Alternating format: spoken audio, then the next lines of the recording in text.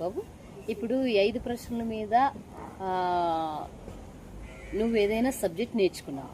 ఈ 5 క్వశ్చన్స్ బట్టి నేను నేర్చుకున్నది ఏంటంటే, ఇప్పుడు అందులో మనం సబ్జెక్టు తెలుసుకోవాలి. ప్లస్ ఏంటంటే అది ఏ గ్రంథంలో ఉంది, ఎన్నో అధ్యాయం, ఎన్నో వచనం కూడా మనకు తెలిసి ఉండాలి. చాలామంది బైబిల్ నామకార్థంగా చదువుతుంటారు. బట్ ఏంటంటే మనం మళ్ళీ ఆ బైబిల్లో క్వశ్చన్ వేసిన తర్వాత ఆన్సర్ చేయలేము. ఎన్నో వచనం, ఎన్నో అధ్యాయం, ఎన్నో గ్రంథం అని ఎవరు చెప్పలేము. కాబట్టి ఇలా స్టడీ చేయడం వల్ల ఏంటంటే మనకు తెలుస్తుంది. కాబట్టి ఇలా వీడియో చూసిన వాళ్ళు కూడా బైబిల్ కూడా ఇలా చదవాలని నేను ఆశిస్తున్నాను. సూపర్గా నేర్చుకున్నావు సుజ్ఞాని.